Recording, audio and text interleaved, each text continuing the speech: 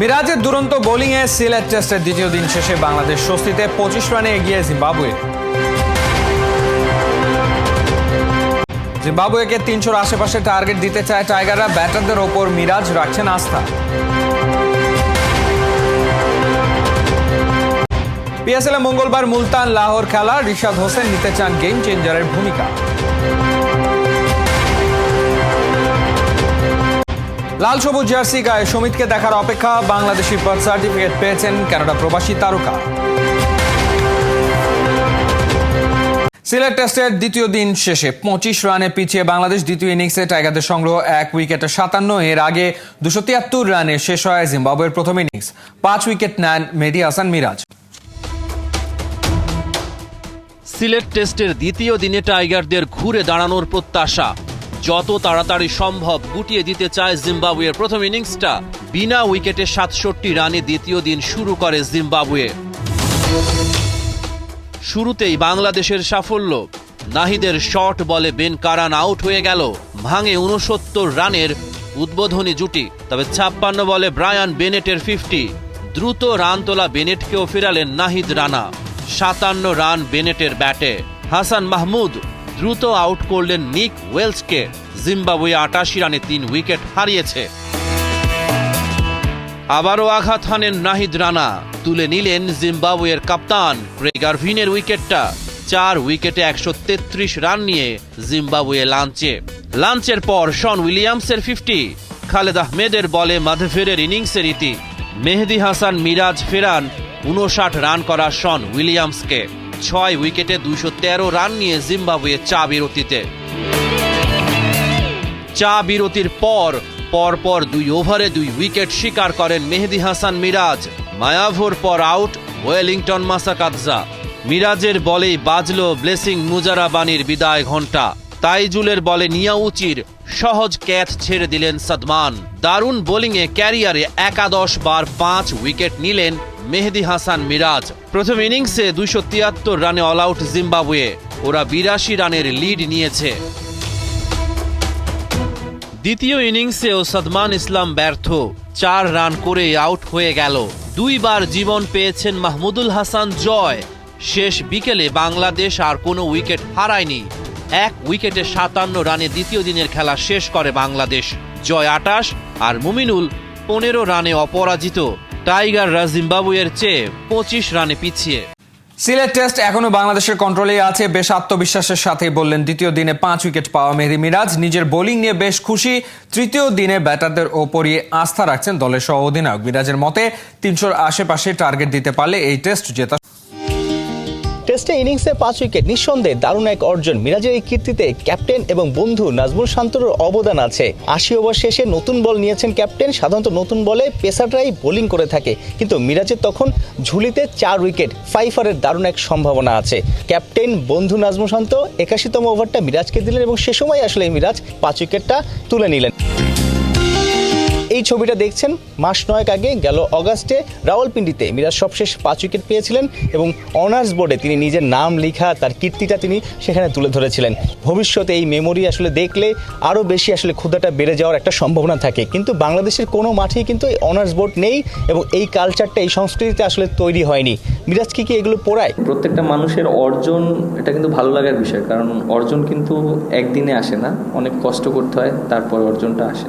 যেটা বললেন যে রাওয়ালপিন্ডিতে ওখানে 5 উইকেট পেয়েছিলাম আর নাম দেখেছি, ভালোই লেগেছে যখন চ্যাম্পিয়ন্স ট্রফি খেলতে গিয়েছি। আর তারপরে যেটা বললেন বাংলাদেশে, আমার কাছে মনে হয় যে এই ট্রেডিশনটা চালু করা উচিত। আর যারা এখন বর্তমানে আছে আশা করি এইটা নিয়ে চিন্তা। পিএসএল এ মুলতান সুলতানের বিপক্ষে মঙ্গলবার মাঠে নামছে রিশাদ হোসেনের লাহোর কালান্দার্স। 3 ম্যাচে 2 জয়ে লাহোর আছে টেবিলে 2-এ। গেম চেঞ্জার ভূমিকায় আবারও বোলারদের শীর্ষ তালিকায় উঠতে চান বাংলাদেশের প্রস্তাব বয়স। সেজন্য রাতে ফ্লাড লাইটের নিচে ব্যাটিং বোলিং দুটো অনুশীলন করেছেন রিশাদ। জাদু কি ঝাপ্পি, রিশাদের দল লাহোর কালান্দার্সের মালিক সামিন রানার হাতে এটা কি? বেরিয়ে এলো ক্যাপ্টেন শাহিন শাহ আফ্রিদির জন্য আইফোন 16-এর বক্স, কিন্তু একই বক্স যে খালি। পরক্ষণে এলো আরো বিশাল চমক। না, এবার কোনো ধোঁকা না, আনবক্সিং হলো লাহোর কালান্দার্সের জন্য বিশেষভাবে বানানো 24 ক্যারেট সোনায় মোড়ানো আইফোন।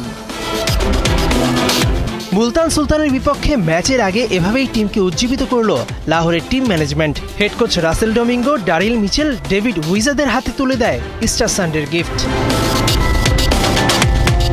মঙ্গলবার পয়েন্ট টেবিলে এগিয়ে যাওয়ার মিশনে মুলতানে নামছে রিশাদ অ্যান্ড কোং। এই মুহূর্তে লাহোর আছে টেবিলের 2-এ। রাতে ম্যাচ, তাই ফ্লাডলাইটের নিচে নিজের বোলিংটা আরও একবার ঝালিয়ে নিলেন এই লেগ স্পিনার। 2 ম্যাচে 6 উইকেট নিয়ে রিশাদ ছিলেন এবারের পিএসএল এ উইকেট শিকারীদের তালিকায় শীর্ষে। কিন্তু কম্পিটিশনে থাকা অনেক বোলার পরে একাধিক ম্যাচ খেলায় রিশাদকে টপকে গেছেন। 9 উইকেট নিয়ে শীর্ষে আছেন ইসলামাবাদ ইউনাইটেডের উইন্ডিজ পেসার জেসন হোল্ডার। টি-20 ক্রিকেট ছাড়লেও এক বিন্দুও দাম কমেনি বিরাট কোহলি, রোহিত শর্মার। ভারতীয় ক্রিকেট বোর্ডের নতুন চুক্তিতে সবচেয়ে বেশি বেতন পাচ্ছেন এই 2 তারকা। আগামী মৌসুমের জন্য কেন্দ্রীয় চুক্তিতে থাকা 34 ক্রিকেটারের তালিকা প্রকাশ করেছে বিসিসিআই, যার সময়সীমা 1 অক্টোবর 2024 থেকে 30 সেপ্টেম্বর 2025 সাল পর্যন্ত। বয়স বেড়েছে, ছেড়েছেন ইন্টারন্যাশনাল টি-20, খেলছেন কেবল ওয়ানডে ও টেস্ট ফরম্যাটে। তারপরেও বেতন কমছে না বিরাট কোহলির। A+ গ্রেডে প্রতি বছর 7 কোটি রুপি বেতন ঢুকবে এই তারকা ব্যাটারের ব্যাংক অ্যাকাউন্টে। ভারতীয় ক্রিকেটার বলে কথা, যেখানে বয়সের চাইতে অভিজ্ঞতাই বেশি গুরুত্বপূর্ণ। বিরাট কোহলির চাইতে বয়সে 1 বছর বড় রোহিত শর্মা 37-এ পা রেখেছেন হিটম্যান। টি-20 বিশ্বকাপ জিতে বিরাটের মতো তিনিও গুড বাই বলেছেন শর্টার ফরম্যাটকে। তাতে অবশ্য ছোট হচ্ছে না তার বার্ষিক স্যালারির ডিজিট। বিরাটের মতোই A+ গ্রেডে বেতন পাবেন 7 কোটি রুপি। 2 তারকার মতো ভারতীয় ক্রিকেট বোর্ডের নতুন চুক্তিতে A+ গ্রেডে রয়েছেন আরো 2 cricketer, Rabindra Jadeja O Jasprit Bumrah.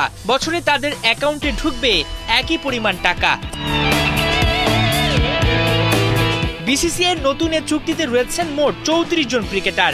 A+, A, B ও C মোট 4 ক্যাটাগরিতে ভাগ করা হয়েছে তাদেরকে। চুক্তিটি 2024 সালের 1 অক্টোবর থেকে থাকবে 2025 সালের 30 সেপ্টেম্বর পর্যন্ত। আন্তর্জাতিক ক্রিকেট থেকে অবসর নেয় স্বাভাবিকভাবেই এ তালিকায় জায়গা হারিয়েছেন রবিচন্দ্রন অশ্বিন। বি ক্যাটাগরি থেকে প্রমোশন পেয়ে তার এ ক্যাটাগরিতে জায়গা পেয়েছেন পান্থ। অশ্বিনের মতো নতুন চুক্তি থেকে বাদ পড়েছেন শার্দুল ঠাকুর, জিতেশ শর্মা, শ্রীকর ভরত এবং আবেশ খান। নতুন করে যুক্ত হচ্ছেন শ্রেয়াস আয়ার, ঈশান কিষান সহ মোট 9 জন।